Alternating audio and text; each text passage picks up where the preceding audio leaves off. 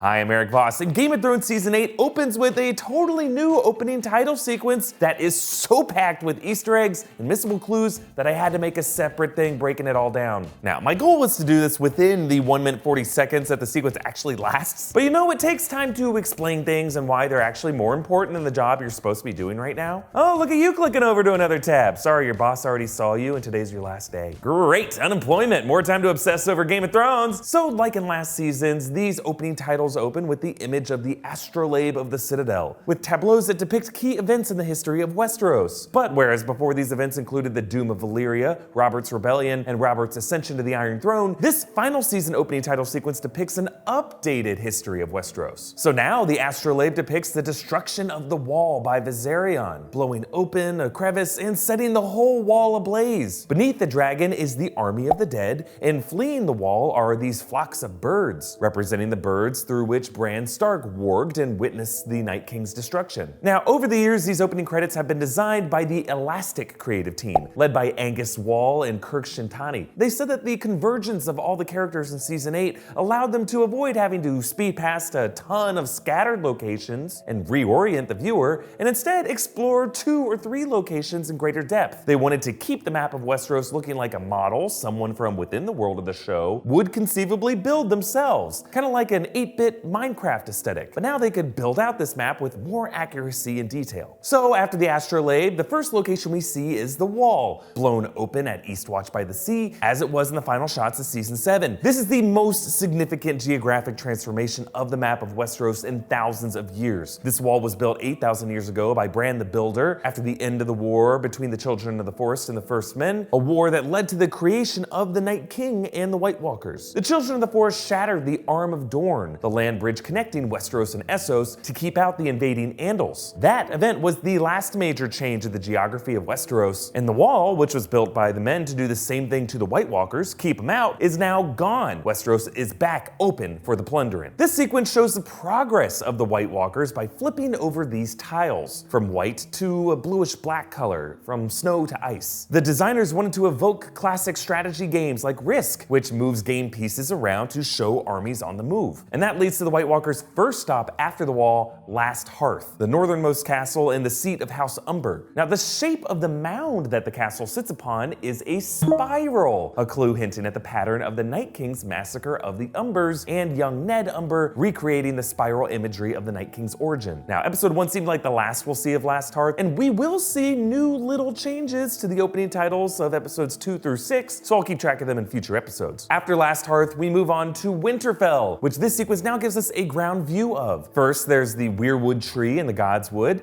and unlike past seasons, the tree now blooms with lush amounts of red leaves. This could be a reflection of all the surviving Starks back under one roof, finally, or the fact that Bran, the three-eyed raven, who has a spiritual connection with the Weirwood trees, Bran is essentially a tree boy who talks, can now see wider and further than ever before. Then we glide into the interior of the Great Hall. It assembles with gears and cogs and levers, kind of like the inside of a clock, a steampunk Leonardo da Vinci design. In order to keep all these new building edifices consistently sized, the design team made them to scale of a man of 6 feet in height. Then down into the crypts, where we briefly pass the statue of Lyanna Stark, the location of Jon's critical revelation in episode 1. Now, since past opening sequences were lit by the burning sun, these dark crypts inside presented a lighting problem, so they lit the crypts by torchlight, and the designers cast a flickering light movement on all the surfaces. Next, the astrolabe shows us another major historical event, the Red Wedding. This is set at the Twins. The decapitated Stark direwolf hangs from a noose. The direwolf's body is filled with arrows and a dagger in its back, just as Robb Stark was murdered. A Lannister lion bears down with a Tully fish in its mouth for Tywin Lannister's victory over Catelyn and the rest of the Tullys. And a Bolton flayed man holds the direwolf's severed head for Roose Bolton's role in helping orchestrate this assassination. Our final destination is King's Landing, but just north of it in the Riverlands is the God's Eye Lake, known for the mysterious Isle of Faces in the middle, which is an uninhabited island that contains a grove of weirwood trees. This was the location the Children of the Forest formed the pact with the First Men. Some believe this is the location the Night King was created. No one knows much more about the island because it's just maintained by a sacred order called the Green Men, who row out to the island. They ride elks. Some believe that they have antlers or horns themselves and they have dark green skin. I don't know, maybe they're out there having sex with with those tree faces. Hey, no one can prove me wrong, but interestingly, in these titles, the Isle of Faces isn't an island in the lake. It's connected to the mainland. It's a peninsula. Could this tiny change mean the Isle of Faces could be a place the characters visit, a possible destination of the Night King? And maybe his aim is to return to his origin point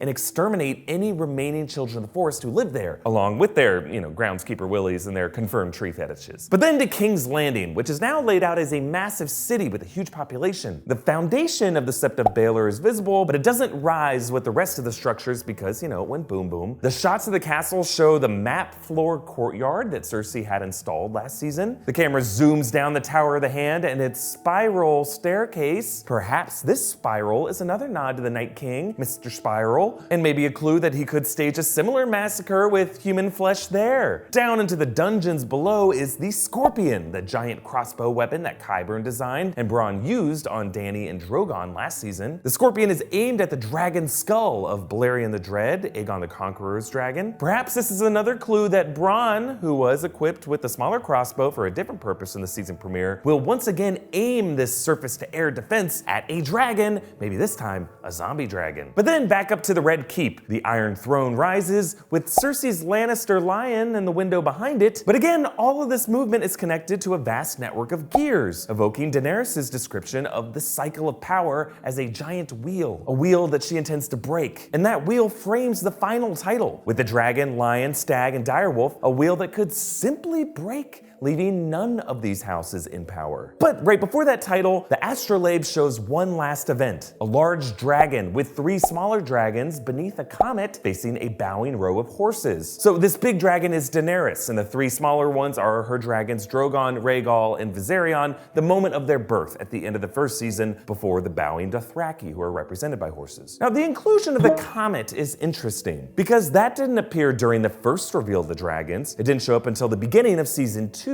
after their arrival. Many interpreted the comet as a sign of the dragon's return to the world, and perhaps the return of magic in general, or maybe it really was the bleeding star of the Azor Ahai prince or princess that was promised prophecy, rendering Daenerys Targaryen here as that prophesied hero. But I'm curious to know from you guys, what do you think the Night King's final destination will be? The Isle of Faces or the Iron Throne? Comment down below with your thoughts and follow me on Instagram and Twitter at EA Voss. And again, these opening titles will likely evolve in little ways episode to episode, so be sure to check out my weekly scene-by-scene breakdowns for all the new clues as they emerge. You can find them by subscribing to New Rockstars on YouTube and subscribing to our podcast feed, Westeros Weekly, if you haven't already, to get early access to all of our Game of Thrones coverage. Thank you for watching, and sorry for getting you fired.